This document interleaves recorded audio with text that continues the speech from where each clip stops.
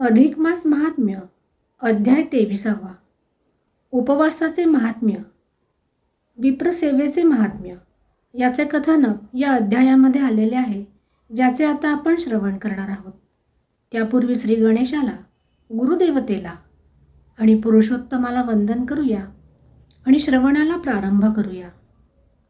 लक्ष्मी म्हणाली, मला आपण स्नानाचे महत्त्व सांगितले. अधिक मासात एक दिवसाआड एक उपवास करण्याचे फल काय? असा उपवास कोणी केला, त्याचे फळ त्याला काय मिळाले, हे मला सांगाल काय? मला ऐकण्याची अत्यंत उत्सुकता आहे. श्रीहरी विष्णू म्हणाले, होय, त्याला एकांतरोपवास म्हणतात. त्याचे फळ हे अलौकिक आहे. एक कथाच मी सांगतो. विंध्य पर्वतामध्ये अमरकंटक म्हणून एक स्थान आहे. तेथे अनेक सिद्ध लोक हे आत्मानंदामध्ये मग्न होऊन राहतात. तेथे एक नदी उगम पावून अनेक पर्वतांना ओलांडीत पश्चिम समुद्राला मिळते. तिचे नाव नर्मदा. ती शिवहस्तापासून उगम पावली आहे. सिद्ध चारण, देवता, मानव सर्वांना ती पूज्य आहे. ती शिवा इतकीच सर्वांचे कल्याण करणारी अशी आहे. त्या नदीच्या तीरी भृगुकच्छ नावाचे नगर आहे. तेथे गौरीशंकर आणि मी निवास करतो.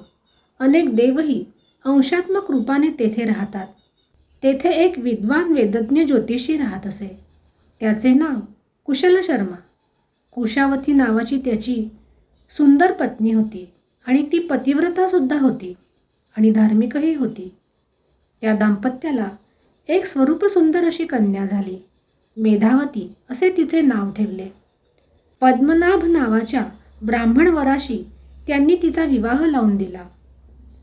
ती कन्या विवाहानंतर काही दिवस सासरी राहिली. वधूवर दोघेही आनंदाने राहत होते. त्यांचे परस्परांवर अत्यंत प्रेम होते. पण एक दिवस असे झाले की तो पती नर्मदेत पोहायला गेला असता सुसरीने त्याला ओढून नेले. मेधावतीने पुष्कळ दिवस अत्यंतिक शोक केला. पण एके दिवशी ती एकटी बसली असता तिच्या मनामध्ये विवेकाचा विचार आला. संसार हा दुःखमयच आहे. कायम दुःख करीत बसण्यापेक्षा अव्यय सुख कसे मिळेल असे काहीतरी व्रत करावे. तिने पित्याला विचारले. पिता म्हणाला, अधिक मासात एकांतर उपवास व्रताचे तू आचरण कर.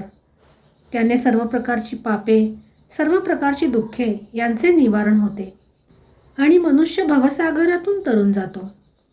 त्याच्या सांगण्यावरून त्या मुलीने अधिक मासामध्ये रोज नर्मदेत स्नान केले आणि एक दिवसाआड एक असे उपोषण ती करू लागली. रोज पुरुषोत्तमाची पूजा करू लागली.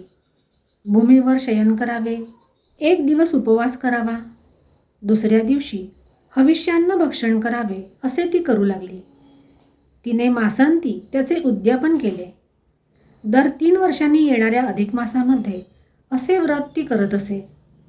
कालांतराने ती वृद्ध झाली, अतिशय कृश झाली. तिचे विरक्त जीवन होऊन एक दिवस नर्मदा नदीत आपला देह विसर्जन केला.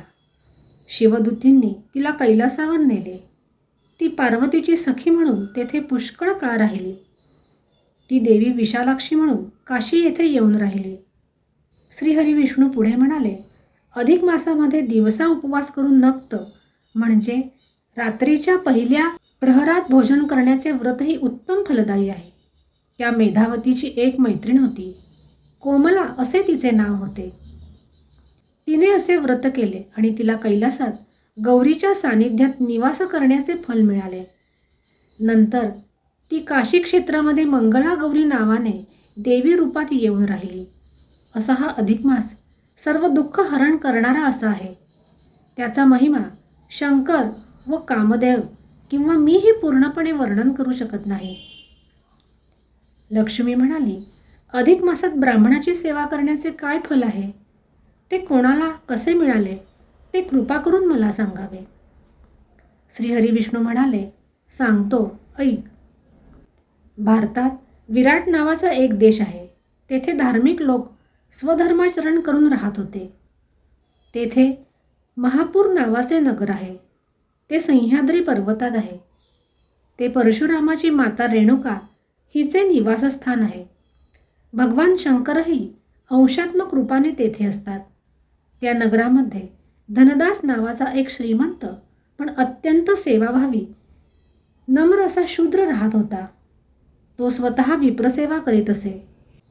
घर अंगण स्वच्छ ठेवणे, वस्त्रे धुणे, नाना प्रकारची कामे करणे हे सर्व तो करत असे. त्याची पत्नी त्या ब्राह्मण पत्नीची सेवा करी. ती पतीला सर्वथा अनुकूल होती. तो धनदास त्या विप्राची सेवा करताना आपले धनही खर्च करी.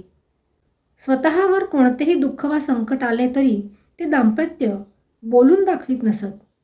अधिक मासात तर धनदास आणि त्याची पत्नी यांनी त्या विप्राची आणि त्याच्या पत्नीची पूर्णपणे आणि अत्यंत आदराने सेवा केली.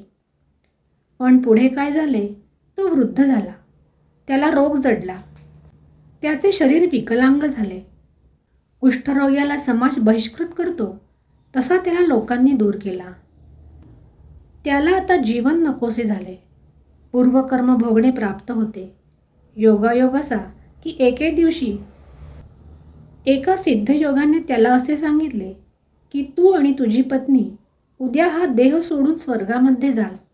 दिव्य विमान तुम्हाला न्यायला येईल. ते ऐकताच धनदासाला अपार आनंद झाला. त्याने आपल्या संपत्तीचे 3 भाग केले. एक भाग आपल्या मुलाला दिला, दुसरा भाग आपल्या 2 कन्यांना दिला आणि तिसरा भाग तीर्थक्षेत्रात जाऊन तेथील ब्राह्मणांना दिला. कोट्यावधींची संपत्ती त्याने वाटून टाकली आणि दुसऱ्या दिवशीच ते दाम्पत्य मरण पावले. सिद्धाने सांगितल्याप्रमाणे विमान आले आणि ते दाम्पत्य दिव्य देहाने स्वर्गलोकी गेले. हे इंदिरे, त्या शूद्राचे अनेक जन्मांचे पाप नष्ट झालेच होते. जे भोगायचे राहिले होते ते कुष्ठरोगाच्या रूपाने फिटले. विप्रसेवेचे पुण्य म्हणून त्याला स्वर्ग प्राप्त झाला आणि त्याला पुन्हा जन्म घ्यावा लागला नाही. वाल्मिकी दृढधन्व राजाला ह्या पूर्वकथा सांगत होते. या ठिकाणी अधिक मास महात्म्याचा 23वा अध्याय समाप्त झाला. श्रीकृष्णार्पणमस्तु. याच्या पुढच्या अध्यायाचे श्रवण आपण याच्या पुढील भागामध्ये करणार आहोत.